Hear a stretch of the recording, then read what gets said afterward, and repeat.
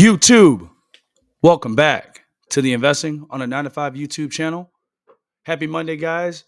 Hope your week's off to a great start. Got a quick video here for you titled Adding More Fuel to the Google Fire. And we'll also be going over the Wiz and Google collaboration or acquisition that Google has gone through.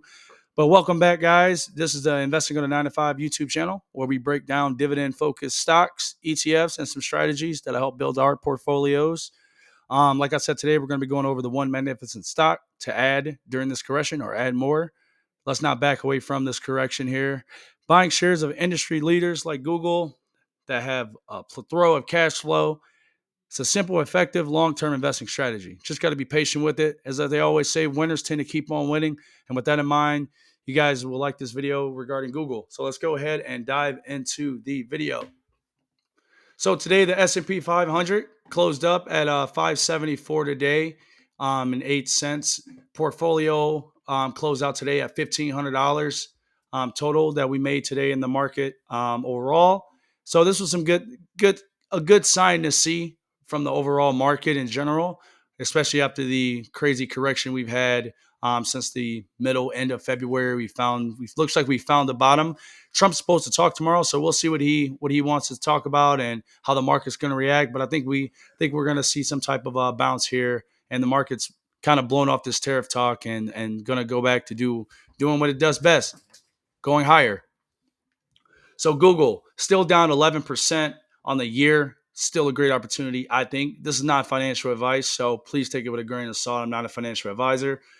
But today we closed out at 167.68. We got up to 167.80 after hours right now. I like Google a lot over Amazon, believe it or not, and ET, just because this PE ratio is at 20. I think the S&P 500 is around 24, 27. So buying anything that's cheaper than the market, that has good value, good history, and good cash flow.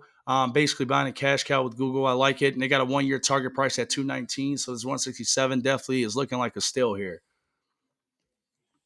So taking another deep dive underneath the hood, I like that the forward PE is at 16. So it's trading cheaper in the future with a higher price. Like that peg forward, which is a good metric, which is pricing in the earnings and growth. So it's at 1.2. Anything at 1 near it or below is worth value of good looking. And the earnings per share and the earnings per share growth and the sales are all double digits, which is good to see. Love this 5-year return at 208%, 3-year return at 21%. And this year to date, that's at 13%. So buying a dip right now, you're getting it at a 13% discount on top of the 33% target price that they are hypothetically saying Google can go to. So we're going to talk about the market cycle. If you look at any chart, majority of them, you'll see a different stage that the stocks are in. So as you can see on the bottom left, we have stage 1, accumulation phase. Then we got stage 2, where we have an uptrend, where we have a run up. Stage 3, we have some people that like to sell at the top, take their profits and either wait for a pullback, or they take their profits and go others where. And we have the stage 4 where it comes down. We have a pullback like what we're facing now. And then we have stage 5 again. And guess what? It starts over. It goes up, goes down, starts over. But the stage 1 and stage 5 normally tend to be just a tad higher, over time. And like I said, like history always says, stocks are, or history doesn't rhyme, just repeats itself. Or history doesn't repeat itself, but it rhymes. That's what I'm saying. So let's take a look at the chart here. This is a chart that I took of Google, took a snapshot of it on TradingView last night. And this is where we were at. Kind of see some similarities of the last chart that I was showing you, the different stages of money, right? So it looks like we're probably forming another stage 1 here. We found our legs at the bottom here. So now we're going to trend to the sideways, and hopefully we can break through this resistance that's around at 169, 168, 167 area. And then hopefully we can go back up to the 190s and hopefully revisit the 210s again. But it takes patience, and you got to look at the market, you got to zoom out and see where your stock's at, which stage it's in. It'll tell you. So this is just another chart of Google from today. So you guys can see it bounced up to touch that 167 marker today. So I'm interested to see what we're going to do tomorrow. Are we going to come back down to touch the 157? I would love to buy it in this zone until the market figure out which way it wants to take Google. If it goes down lower, that's even better opportunity for us because we see what Google is doing, right? Got the MACD lines and the RSI at the bottom, which lets us know the trend and also how hot and cold the prices is. Don't like buying stocks here at the top when your RSI is hot. I like getting into stocks when they're at the bottom here when they're cooled off or at touching the green line here. We got the MACD line starting to curve, and we're starting to see some green bars here. That means buyers are now starting to enter the market. So that's some good trend here that we're seeing from Google. Long term, looking at some estimates here, let's just focus on the next 5 years. Google is going to be doing double-digit revenue, double-digit EBITDA growth, double-digit operating margin growth, double-digit earnings per share growth between now and 2030. The only thing that's going to do is just drive the price up even higher. If we find an opportunity to go lower, Mr. Market likes to give us prices every day. We already know what we own and why we own it. This is why we want to own Google. We want to hold this stock for at least the next 5 to 10 years. Let it do its thing long term for us. As long as that free cash flow is continuing to grow, I'm going to continue to buy Google. Because things that you do with free cash flow, things that I like, they can pay down debt and go out and get acquisitions. And Google just now started paying a dividend, so that's going to help us give dividend raises and grow that dividend that they're starting out to pay. Now, here's the juicy part of the video here. Google made a $32 billion bet on buying Wiz, which is a search giant or a startup for $32 billion. It's a major bet for Google that Wiz can help them beef up their cloud business, which is lagging just a tad, which makes a little bit less money than the other things that are built into Google. 8 months after Google have unsuccessfully, this was 8 months after they tried to acquire Wiz for a $23 billion deal offer back in July. Now they have upped it up and put it at $32 billion.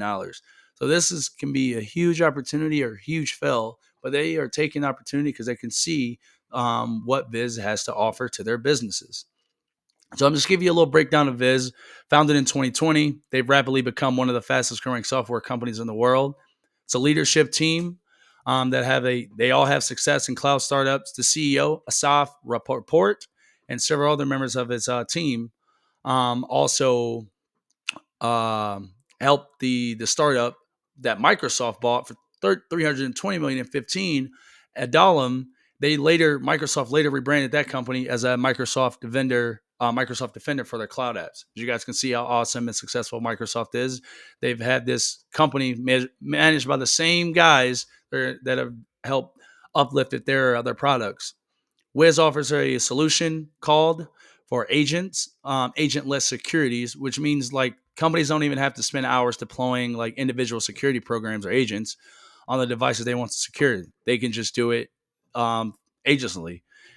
It connects to a cloud environment remotely, allowing experts to oversee their setup using their digital aspects or a copy of a cloud setup that they can use to simulate the impact of potential threats. So this is a cybersecurity company, basically, that Google is implementing into their system, that will implement in their system, because they're going to help leverage this AI technology to help continue to drive further demand. Let's just say, for example, Google could reiterate Gemini AI with Wiz to bring automated security features for the cloud customers. That's huge. Every customer needs cloud security because there's a lot of breaches and stuff that are going on for it, right? And the only thing that's going to do is potentially help get some market share against their leaders like Microsoft and Amazon.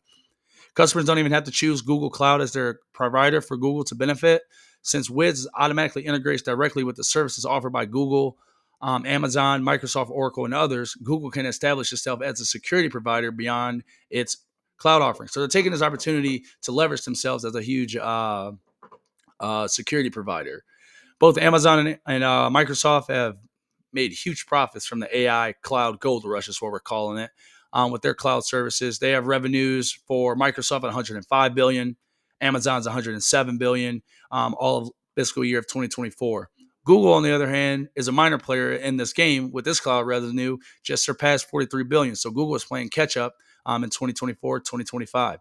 So with the AI boom showing no stops of slowing down, Google may have found a way to shrink the gap between its competitors, even if it has to spend billions of dollars to get there. So their capex is going to obviously increase, but in the return of that, Google should increase their revenue way higher than that, and obviously that will help us as investors.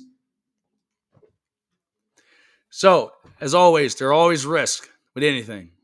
The risk side of this, the Google has agreed to revert to a reverse termination fee of 3.2 billion, which calls for the amount of the highest of all time. So that means that this deal does not go well. Google has to pay back $3.2 billion. Google is also in the midst of an active antitrust that could force the company to sell its Chrome, which you guys may have seen on the news. That they're saying the Chrome is a monopoly. It's keeping everybody's data, it's forcing everybody to use it, forcing customers to go through Google and so on. So the DOJ is still on their backs for that, and that's another risk that we need to be that I want to make you guys aware of with Google. But that's something I'm not worried about. And then also too, with all these CEOs going to Trump's inauguration, Trump is putting people in place to help with their merger friendly type of acquisitions with bigger companies. So the guys who are being in place in the Trump administration to be over the mergers and everything, the companies may be able to forge a path to get over those hurdles like Google is facing right now. So all these guys didn't just show up to say, "Hey, Trump, how we doing? I like you, man." No, they're all here for business because they know their businesses are going to need the right people in place to help them to continue to thrive, and we need these people in place as well, so we can continue to get the benefits of being long term investors. Long term, I definitely think Google can be a 224 stock, 230 stock, which that is a 35% return. If we get to 252, that is beautiful. As you guys can see, the lowest price target they got Google at right now is 181, and that's an 8% gain. I mean, you guys saw the price; it's down 14%. Google's a huge search engine. Everybody uses Gmail, Google, so on. It's the Chrome app is on majority on everybody's phone. Same with the Amazon Prime and Amazon apps and everything. So I'm really not worried as a long term investor about this pullback and correction that we're having. I think the prices are coming down now to help get it in line with the valuations of the companies, because sometimes price and valuation can separate itself, and we have to make sure we're watching that as long-term investors. But long as we're dollar cost and average into these companies with $50, $100 of buying as many shares as you can possibly can, I honestly think long term this will be a strong play in the portfolio that should help make us some gains here in 2025. Lastly, guys, I thank you guys again for being here on a Monday. It is your boy, the Dividend Dog, on the Investing on a 9 to 5 YouTube channel. I thank you guys again for being here. Please do not forget to hit the like and subscribe to the channel, please, just so you guys can stay updated on the content. And as always, guys, I will catch you on the next video. I'm out.